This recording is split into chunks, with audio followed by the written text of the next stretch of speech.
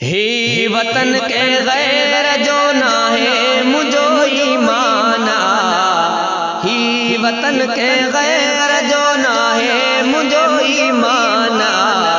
पाक आ जंहिंजी ज़मीं सो मुल्क पाकिस्तान आना, पाक आ जंहिंजी ज़मीं सो मुल्क पाकिस्तान आना। ही वतन के गैर जो ना है मुझो ईमाना, ही वतन के गैर जो ना है मुझो ईमाना। पाक आ जंहिंजी ज़मीं सो मुल्क पाकिस्तान आना, पाक आ जंहिंजी ज़मीं सो मुल्क पाकिस्तान आना। जंहिंखे हुयो हासिल कयो अॻवान सो मोहम्मद अली, मुल्क दुनिया में घणा पर ही जड़ो गुल जी कली।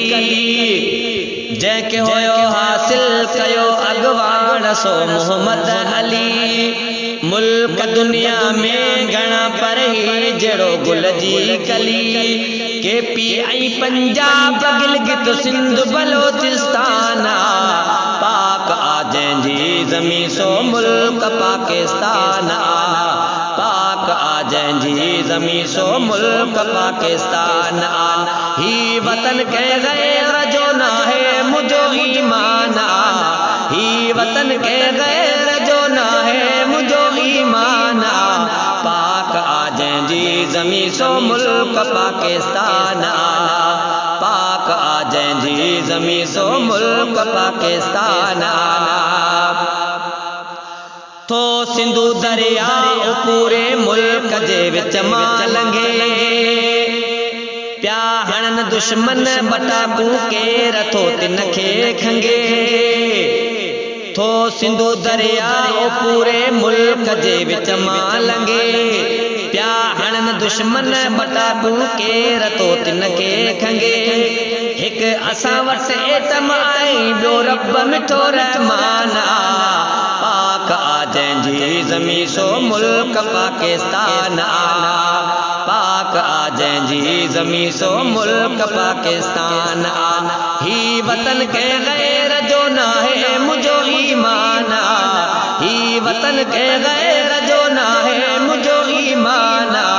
पाक आ जंहिंजी ज़मीं सो मुल्क पाकिस्तान आना, पाक आ जंहिंजी ज़मीं सो मुल्क पाकिस्तान आना। गैस जो ऐं तेल जो अंबार आण फुट लॻल, सोन कारो कोयलो थर जे अंदर आहे लिकियल। गैस जो ऐं तेल जो अंबार आण फुट लॻल, सोन कारो कोयलो थर जे अंदर आहे लिकियल। अंब सिंधड़ी मेवन जे ज़ातिन जो जण सुल्तान, पाक आ जंहिंजी ज़मीं सो मुल्क पाकिस्तान आना, पाक आ जंहिंजी ज़मीं सो मुल्क पाकिस्तान आना। ही वतन के गैर जो ना है मुझो ईमान आना, ही वतन के गैर जो ना है मुझो ईमान आना। पाक आ जंहिंजी ज़मीं सो मुल्क पाकिस्तान आना, पाक आ जंहिंजी ज़मीं सो मुल्क पाकिस्तान आना। ए फसोरा जो उॾामूं दिले अंदर ॾहकाओ विझन, था हथ वशाई नगौरीअ खां ॾिसो दुश्मन कुंभन। ए फसोरा जो उॾामूं दिले अंदर ॾहकाओ विझन, था हथ होशाही नगौरीअ खां ॾिसो दुश्मन कुंभन। माठ मुल्कन के वठी वई जिन ॾिठो दहमान आ, पाक आ जंहिंजी ज़मीं सो मुल्क पाकिस्तान आना, पाक आ जंहिंजी ज़मीं सो मुल्क पाकिस्तान आना। ही वतन के गैर जो ना है मुझो ईमान आना, ही वतन के गैर जो ना है मुझो ईमान आना। पाक आ जंहिंजी ज़मीं सो मुल्क पाकिस्तान आना, पाक आ जंहिंजी ज़मीं सो मुल्क पाकिस्तान आना। पाक परवर मुल्क मुझो शाद ऐं आबाद कर, मेरी अखबारे रकीबन के सदा बर्बाद कर। पाक परवर मुल्क मुझो शाद ऐं आबाद कर। मेरी अखबारे रकीबन के सदा बर्बाद कर।